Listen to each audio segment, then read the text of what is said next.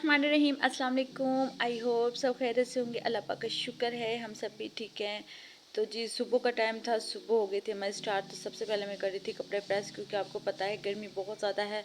वैसे तो हर रोज़ ही बारिश हो जाती है, लेकिन जितनी बारिश होती है ना उतनी ही गर्मी है।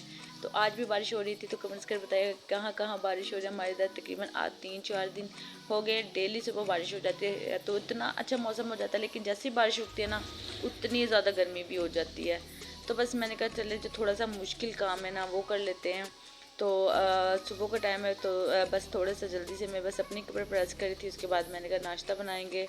तो बस कभी कभी ये होता है ना, दिल ही नहीं करता, क्योंकि हर काम हम जितनी जल्दी कर मतलब कोशिश करते हैं ना, बस काम ख़त्म ही नहीं होते। बस यही होता अब ये कर लें वो कर लें, सारा दिन इसी जद्दोजहद में ना गुजर जाता है। लेकिन ये है कि हर काम जब ख़त्म हो जाता है ना, उसको जो दिल को खुशी होती है ना, उसका भी बस अपना ये को होता है, सुकून मिल जाता है। और मैं कहती हूँ कि काम के साथ साथ ना खुद के लिए भी टाइम निकालना चाहिए। तो बस मेरा यही होता है कि काम के साथ साथ मैं खुद के लिए भी वक्त निकालूँ, टाइम निकालूँ, क्योंकि काम तो ज़िंदगी का हिस्सा है, ये तो चलते रहते हैं। लेकिन हम काम के साथ साथ खुद पे ध्यान देना छोड़ देते हैं। तो वो जी कैसे निकालना है, कैसे करना है, मैं कैसे अपने आप को मैनेज करती हूँ काम के साथ साथ, हर रूटीन के साथ, बच्चों के साथ, और इतनी सारी जो घर के काम उनके साथ हर चीज़ प्रॉपर करती हूँ, कोई लापरवाही भी नहीं करती, हर चीज़ का मतलब बहुत अच्छे से हर चीज़ को मैनेज कर लेती हूँ। तो आप, क्योंकि ऐसे होता है ना कि बाज़ दफ़ा हमसे नहीं होता, तो ये चीज़ें किसी से सीख कर, किसी को देख कर, कुछ ट्रिक्स होती हैं उन्हें फॉलो करके, उन्हें देख कर आप अपनी रूटीन को बहुत अच्छा कर सकते हैं। तो सबसे पहले आपने बस यही करना है कि जो मुश्किल काम है, हाजिर है कि आजकल तो कपड़े प्रेस करना ज़्यादा मुश्किल, क्योंकि गर्मी और ऊपर से गर्मी वाला काम है। तो सुबह फर्स्ट टाइम ना आपने जब नमाज के बाद फ्री होना, तो अपने काम में अपने जो कपड़े ना ज़रूरी है ना, ज़रूरी नहीं कि आप जी 2 4 8 10 ही सूट प्रेस करें, चाहे 1 2 ही कर लें आसानी से, वो आप कर लें। उसके साथ जी बात आ जाती है नाश्ते की बारी।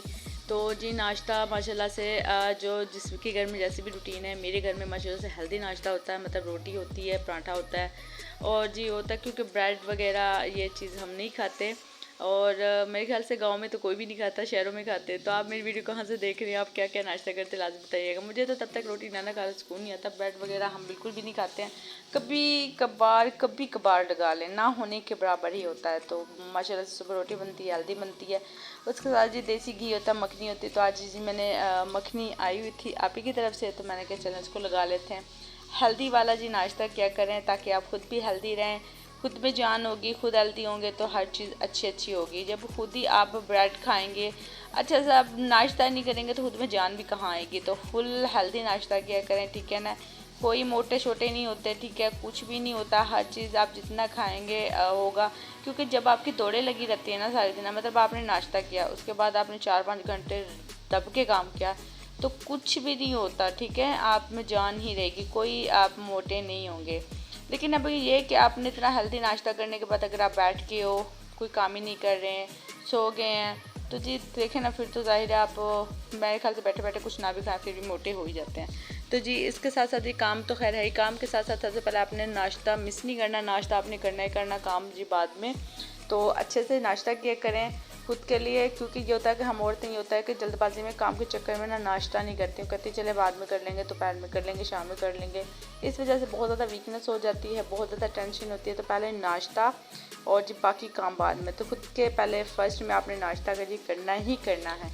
इस चीज़ में बिल्कुल भी लापरवाही नहीं करनी, क्योंकि सेहत है ना तो सब कुछ है। अगर आपकी सेहत ही ठीक नहीं रहेगी ना, तो फिर कुछ भी नहीं होगा। कि काम तो ज़िंदगी का हिस्सा ना, ये तो करने करने हैं। क्योंकि अगर हम एक दिन छोड़ देते, 2 दिन छोड़ देते, फिर देखें ना खुद ही कर लें, वो बहुत ज़्यादा बढ़ जाते हैं, फिर अच्छा नहीं लगता बिल्कुल।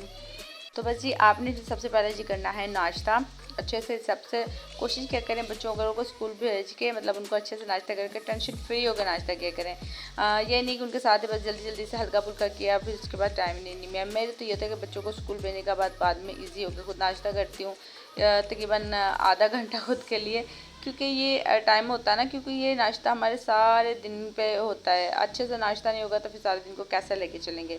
जिसके साथ साथ जी आ जाते हैं बर्तन तो जी मेरे ख्याल से हर घर में कोई 5-10 दफ़ा तो धुलते ही होंगे ना। मेरे घर में तो तकरीबन 4 से 5 दफ़ा धुलते हैं। लेकिन बर्तन तो धोने हैं, लेकिन उसके साथ साथ अपने हाथों का कैसे ख्याल कर सकते हैं। तो जी मुझे तकरीबन 13 साल शादी को हो गया। तो पहले तो चलो माँ बाप के घर होते हैं, कोई भी होता है तो मैं ये कह लेती हूँ कि भाई उसने काम नहीं किया होता, केयर भी की होती है। लेकिन शादी के बाद ऐसा तो नहीं होता ना कि आप आराम करने भी नहीं होते। जो मैड वगैरह रख लेते, काम वाले रख लेते जी, उनकी मैं बात नहीं कर रही, मैं तो उनकी बातें कर रही हूँ जो जी मेरी तरह हाँ सारा दिन काम में लगी रहती हैं और जी बस किचन, घर, बर्तन, कपड़े हर चीज़ खुद ही करती हैं। नहीं जी, करना क्या है, पहले मैं अपनी वीडियो में बता चुकी हूँ। जो मेरी बहनें मतलब मेरे साथ रहती हैं उनको तो पता होता है कि मैंने उन्हें पहले से एक प्यारा सा स्क्रब बताया था। अच्छा जी, फिर आपको बता रही हूँ कि आपने एक ले लेना। देखिए साइड पे आपको नज़र भी आ रहा होगा, मैं रखती हूँ 7 स्क्रब। आप कोई भी स्क्रब ले लें, किसी भी कंपनी का ले लें, 100 फुट का ले लें, और बहुत अच्छे अच्छे मार्केट्स में मिल जाते हैं ना। कोई मैं किसी का भी नाम नहीं ले रही, मैं इजीली वो बता रही हूँ जो इजीली मिल, क्योंकि आप हाथ पाँव के लिए ले रहे हैं तो आप कोई भी ले सकते हैं। अच्छा, यहाँ मैं गोल्डन पर का स्क्रब भी आपको बताती हूँ, क्योंकि ठीक है वो बहुत कम रेंज में, तकरीबन आपको 500 तक की रेंज मिल जाता है। काफ़ी बड़ा जार होता है, बहुत मुनासिब होता है, ठीक है। उसके अलावा आप कोई भी ले लें। तो आपने करना कि आपने बर्तन धोने के बाद आपने स्क्रब लेना है, और अगर उसके साथ मसाज भी हो जाए या खाली स्क्रब भी हो जाए, मैं तो खाली स्क्रब ही रखती हूँ। अच्छा, मैं फेस धोने के लिए भी ना ये रखती हूँ, मतलब कोई इतना महंगा फेस वॉश नहीं, कोई साबुन नहीं है। अच्छा, तो जी आपने करना क्या जी, बर्तन धोने के बाद आपने थोड़ा सा स्क्रब लेना है, जब आप बिल्कुल किचन से फ्री हो जाएं, और अच्छे से अपने हाथों पे स्क्रब करना है, क्योंकि जो हमारे ये धोने वाला साबुन होता है ना बर्तन धोने, वो हाथों में रह जाता है। आप 2-3 दफ़ा पानी से धो लो ना तब भी रह जाता है। तो उसके बाद जब देखा ना इतने अकड़ाहट हो जाती है, हाथ ख़राब हो जाते हैं, बाद उनके हाथ बहुत सख्त हो जाता है, आप मतलब फटने लग जाते हैं। तो क्योंकि वो साबुन हमारे हाथों में रह जाता है ना, तो वो आपने अच्छे से लेके ना उनको अपने हाथों को स्क्रब करना, जितना भी आपसे हो सकता है, 1 मिनट कर लें, 2 मिनट कर लें, ठीक है ना। अच्छे से कर लें तो वो साबुन आपके हाथों से निकल जाएगा और आपके हाथ इतने सॉफ्ट प्यारे हो जाएंगे ना। तो यकीन माने ये तो काम मतलब है ही है ना। तो इसके साथ सिर्फ 1 मिनट आपने अपने आप को देना है, और आपकी कोई अलग से टाइम भी नहीं निकालने की ज़रूरत होगी, और मतलब बहुत अच्छे से आपका जो हाथ है ना बड़े प्यारे रहेंगे, मुलायम रहेंगे, कोई हाथ ख़राब नहीं होंगे। चाहे सर्दी हो चाहे गर्मी हो, कैसा भी मौसम हो ना, आपके हाथ माशाल्लाह से बिल्कुल साफ़ रहेंगे। तो मैं तकरीबन पहले भी अपनी वीडियो रूटीन में ना आपसे वो शेयर कर चुकी हूँ, दिखाती रहती हूँ।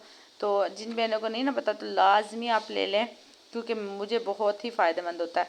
अच्छा, क्योंकि मेरे तो सलोन में होते हैं ना स्क्रब में, मुख्तलिफ ऑफिशियल के स्क्रब होते हैं, तो मैं 1-2 ज़्यादा ही ले आती हूँ, उनमें से भी यूज़ करती रहती हूँ। लेकिन मुझे जो गोल्डन कलर का स्क्रब है ना, फेशियल में भी बहुत अच्छा होता है, उसका रिज़ल्ट हर्बल वाइटनिंग होता है, मिक्स होता है, किसी भी स्किन के आप उसको यूज़ कर सकते हैं, कोई इशू नहीं है, बहुत मुनासिब रेंज में होता है, उसका रिज़ल्ट भी बहुत अच्छा है। तो आप उसका क्लिनज़र भी खुद के लिए यूज़ कर सकते हैं ना फेस के लिए। तो इसका स्क्रब टोटली मसाज बहुत ही अच्छी है।